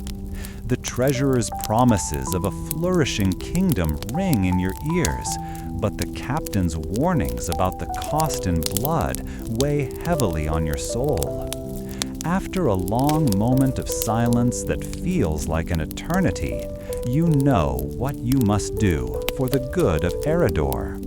You choose to accept the full treaty, including the military alliance, believing that a wealthy kingdom is a strong kingdom, better able to protect all its people in the long run. You walk back to the Great Hall, the heavy weight of your decision settling upon your shoulders, and prepare to bind your nation's fate to another's. You carry the gravity of this new alliance with you as the future of the kingdom is irrevocably set on its new course. Summary. This part of the experience focused on a major diplomatic negotiation, forcing a choice between immense economic gain and the risk of entanglement in a foreign war, directly connecting the decision to the reader's previously established relationship with the common folk. End state. The reader has committed Aeridor to a full trade and military alliance with the Queendom of Saria, securing great potential wealth, but also accepting the certainty of being drawn into a future conflict. The sharp, metallic scent of the Sidarian trade contracts, still fresh on the parchment in a nearby coffer, is quickly overwhelmed by something far more primal. The doors to the council chamber burst open, and a man stumbles in, smelling of horse, sweat, and the acrid odor of distant smoke. His face is pale, streaked with dirt, and his breath comes in ragged, desperate gasps. He is one of the king's messengers, but his uniform is torn, and his eyes are wide with a terror that silences the room instantly. He falls to one knee, the leather of his boots squeaking on the polished stone floor, and holds out a dirt-caked hand. In it is a crudely made arrowhead, wrapped in a piece of scorched linen from a baron's banner. All thoughts of the southern queendom and its promises of salt and silk evaporate. The messenger's words tumble out, a torrent of fear and exhaustion, describing an open revolt in the central farmlands. A baron's keep has been burned to the ground, its lord barely escaping with his life. The rebels, he explains, are not a mere mob. They move with purpose, their numbers growing with every village they pass. They carry pitchforks and scythes, but also the bows of former soldiers. The Lord Treasurer, a man whose worries are etched into his face, immediately clutches at his robes. The grain tithes, the tax roads, our new Sidarian trade partners cannot use roads blocked by rebels. His voice is a thin, reedy sound of pure panic, focused entirely on the flow of coin that now seems so fragile. This reaction only serves to heighten the tension gripping your own chest, making your own breathing feel tight and shallow. Across the table, the captain of the guard slams a mailed fist onto the heavy oak, making the inkwells jump. His face is a mask of fury. "This is what comes of leniency," he snarls, his gaze sweeping the room before landing on you. Whether he refers to your judgment of the poacher's daughter or the mercy shown to the miller, the accusation is clear. "We are stretched thin, preparing to honor our new alliance," he continues, his voice dangerously low. "My men are training for mountain warfare in the south, not chasing farmers through our own fields. We must make an example, a swift one." He advocates for sending the Royal Legion, the kingdom's most disciplined and ruthless soldiers, to crush the uprising before it can spread. His certainty is a cold, hard thing in the panicked chamber. As the captain speaks, a detail from the messenger's report catches in your mind. He mentioned the rebels are gathering under a banner of their own, a simple charcoal drawing of an uprooted oak tree. Your memory sharpens, recalling the long, difficult debate with the king in the royal forest. You remember the faces of the peasant families who had grazed their animals on those common lands for generations, the very lands granted to the powerful monastery. It was their symbol, their plea. This is not a random outburst. This is a direct result of that royal decision, a fire you either failed to prevent or actively helped to kindle. The knowledge sits like a cold stone in your stomach, transforming the abstract problem of a rebellion into a personal failure. The shouts of the council members fade into a low hum as you grapple with this truth. The room is a harsh mix of sounds, nobles shouting for blood, advisors wringing their hands over lost revenue, and the grim silence of the king on his throne. The Lord Treasurer argues that a prolonged internal conflict will bankrupt the kingdom, making the Sarayan treaty worthless. The captain of the guard counters that anything less than overwhelming force will be seen as weakness, inviting every disgruntled baron and peasant to challenge the crown. Both men are right in their own way.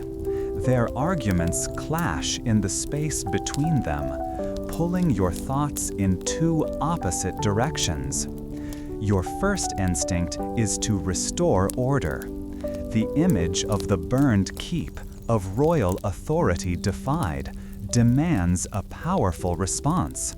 The law has been broken. Order must be reestablished. However, another part of you recoils from the captain's brutal solution.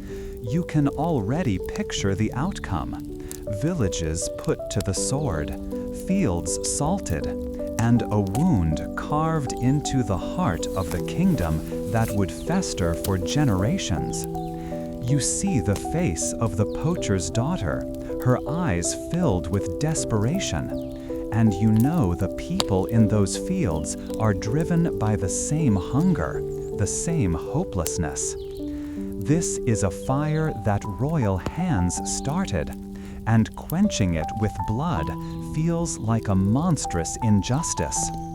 The thought of marching soldiers against your own people, the very farmers and craftsmen who are the kingdom's foundation, is abhorrent. Your relationship with them, carefully built or carelessly shattered by your past judgments, is now the single most important factor in the realm. The king, who has been silent throughout the frantic debate, turns his heavy gaze to you. The shouting ceases. The only sound is the frantic beat of your own heart against your ribs. Every eye in the council chamber is fixed upon you, awaiting your counsel. They see you as the Royal Steward, the calm center of the storm, the one who weighs the ledgers and the laws with equal care. But in this moment, you feel only the crushing weight of the lives hanging on your next words. You know that if the common folk despise you, any attempt to speak with them will be a trap. Your capture would shatter the government and plunge the kingdom into a far deeper chaos. Yet, if you have earned even a sliver of their trust, there may still be a path to peace. Your mind wrestles with the terrible choice. To unleash the army is the safe path for the crown, a brutal but effective tool for restoring the king's peace. It is the choice the nobles expect, the one that reaffirms their power and security. It protects the structures of the kingdom, even if it means destroying a part of its soul. On the other hand, to ride out under a flag of truce, to meet the rebels and hear their grievances, is a tremendous personal risk. It is a path that could lead to your own death and the collapse of the very authority you are sworn to uphold. It relies not on swords and shields, but on the fragile hope that your past actions have built a bridge of trust to the people you serve. Part of you, the part that wears the heavy steward's medallion, recoils from the risk. It screams that your duty is to the king and the stability of the realm, and that stability is now threatened by open rebellion. This part of you sees the logic in the captain's cold arithmetic of force. But another, deeper part of you knows this fire was lit in this very room by the decisions of men in fine clothes who have never missed a meal. This part of you feels the shame of their hunger and the sting of their desperation. The memory of the common folk you have judged, aided, or condemned rises in your mind, each face a testament to the consequences of your stewardship. You feel the smooth, cool wood of the council table beneath your sweating palms, grounding you in the present moment. You must choose. You cannot have it both ways. The path of force promises a swift, bloody end, leaving a legacy of fear. The path of negotiation offers a slim chance at peace and reform, but risks utter catastrophe. You weigh the iron certainty of the sword against the fragile hope of words. You think of the uprooted oak, a symbol of a people torn from their land and their history. This is not just a rebellion, it is a reckoning for every choice that has led to this moment. You push your chair back, the sound scraping loudly in the silent room. You rise to your feet, feeling the unwavering stares of every person present. The king's gaze is the heaviest of all, patient and demanding. The shouting has ended, replaced by an anticipation that makes the air feel thin, making your breathing grow shallow. Your mind clears. The internal battle is over, and a single path has emerged from the conflict, forged by your experiences and the character you have become within this role. You know what you must advise. You know what you must do. You clear your throat and look directly at your king. You recommend that he ride to meet the rebels under a flag of truce, with you at his side, to negotiate a peaceful resolution. A gasp ripples through the room from the assembled nobles, a sound of shock and disapproval. The captain of the guard takes a half-step forward, his face a thundercloud of disbelief and rage. But you hold your ground, your voice steady as you explain that a kingdom that must be held together by the sword is already broken. You argue that the only way to truly heal this wound is to listen to the grievances that caused it. The weight of your words and the immense risk they carry settles over the council, silencing all opposition for a moment. The future of the kingdom now rests not on a battle, but on a conversation. The sound of your footsteps seems unnaturally loud in the royal treasury. Each step on the cold stone floor echoes in a vast, hollow space that was once filled with the muted clinking of silver and gold. Now there is only silence. You run a hand along the rough wood of an empty coin chest, its lid thrown open like a gaping mouth. A faint scent of old metal and dust hangs in the deep chill of the underground room, a ghost of the wealth that was once here. The peace you negotiated in the fields, the promises of grain and tax relief that sent the farmers back to their homes instead of to the gallows, had a price. This emptiness is that price. Every barrel of flour and every forgiven debt is represented by the void in this chamber, a cost paid to prevent the kingdom from tearing itself apart. The Lord Treasurer, a man whose face seems permanently etched with worry, stands beside you, his breathing shallow as if the lack of coin has taken the very air from the room. He does not need to speak for you to understand the gravity of the situation. The kingdom is balanced on a knife's edge, not of rebellion, but of collapse. Later, in the small council chamber, the king himself gives you the task. His face is weary, the lines around his eyes deeper than they were just a season ago. He looks to you not as a mere servant, but as the architect of what comes next. You bought us peace, he says, his voice low. Now you must build us a future.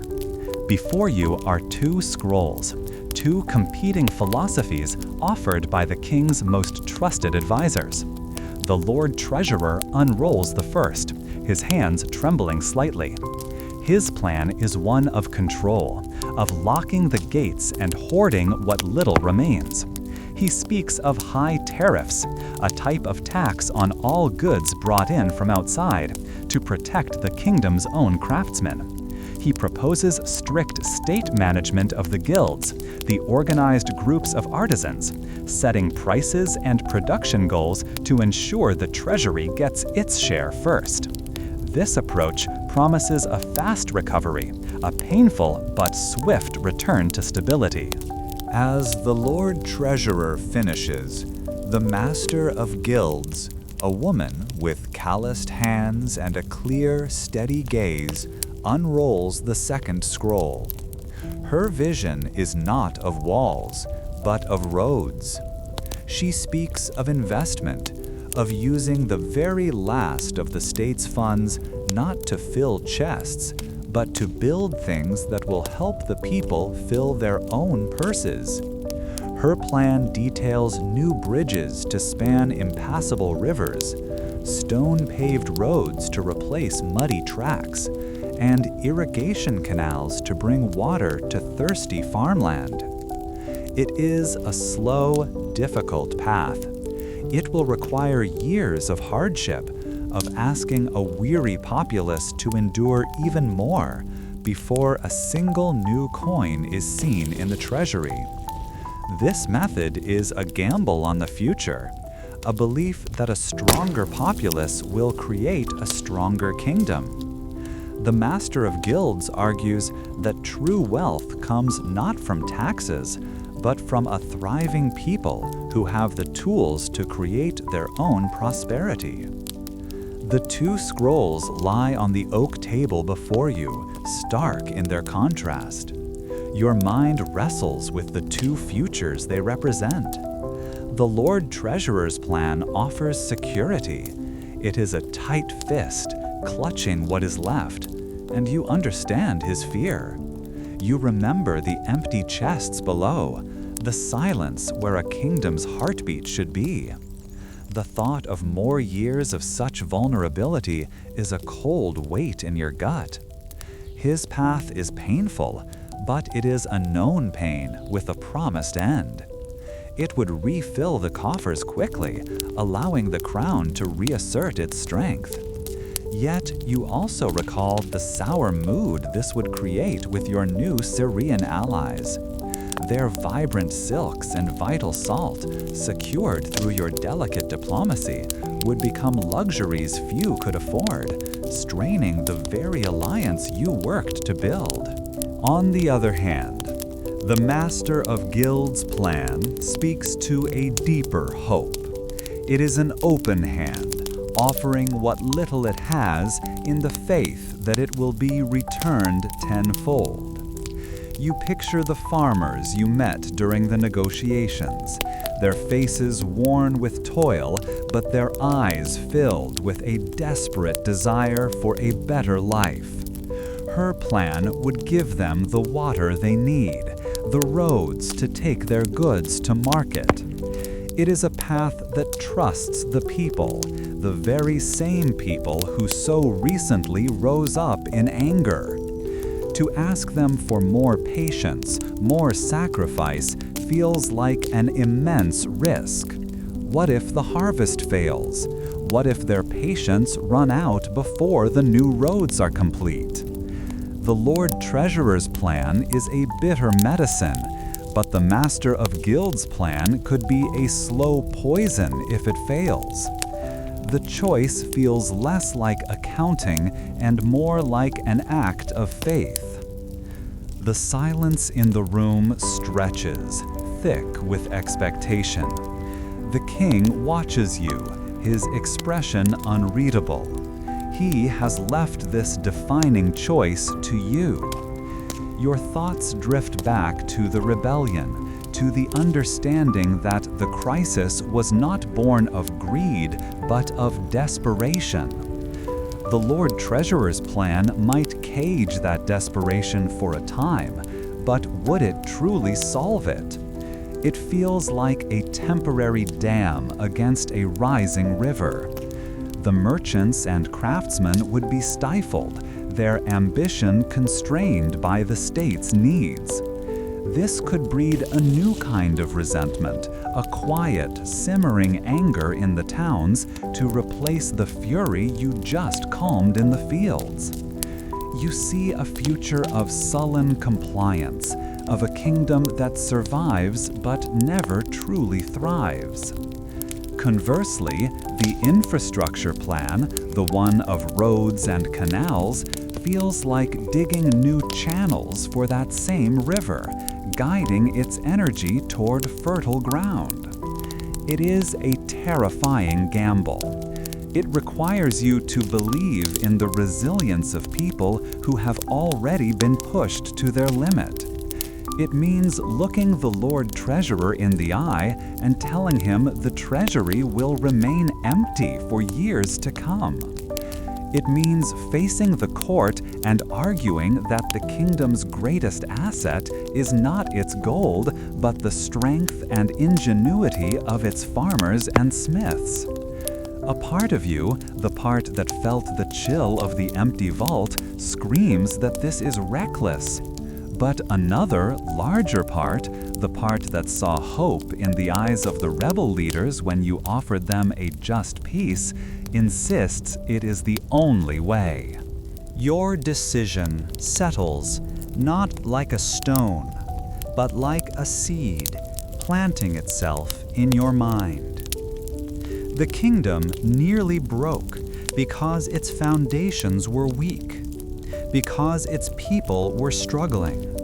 To simply rebuild the treasury without repairing those foundations seems a fool's errand, destined to repeat the same mistakes. The path of investment is longer and harder, yet it is the only one that builds something new instead of merely patching the old. You know the coming years will be lean. You know the complaints from nobles and merchants will be loud. But you also know that a bridge can last for 100 years, and a field, once watered, can feed generations. With a slow, deliberate movement, you reach out.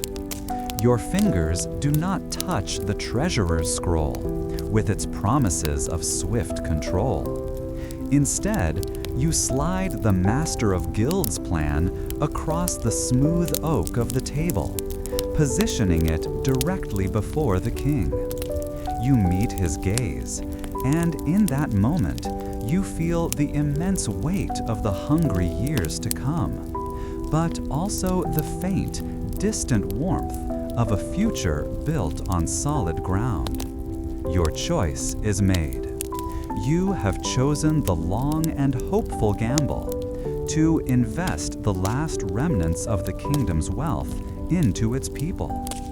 As you stand there, the decision made, you feel the very ground beneath your feet shift, as if the entire kingdom has been set upon a new and uncertain course by your hand alone. And so, our exploration of how to administer a medieval kingdom draws to a close for the night. Imagine the great halls of state, now quiet. The Chancellor's heavy seal has made its final impression on the warm wax of a royal charter, and the day's business is done. The ledgers, with their careful accounts of harvests and tithes, are closed and tied. The day's petitions have been heard, the disputes settled, and the myriad threads of the realm have been woven into place, for now. Just as the kingdom settles into a well-earned stillness, allow your own world to do the same. The great matters of state and the small matters of our lives can wait for the morning light. The long, slow work of building and maintaining a realm required moments of profound quiet. Embrace that same restorative peace tonight. May your rest be deep and your dreams untroubled. Sleep well.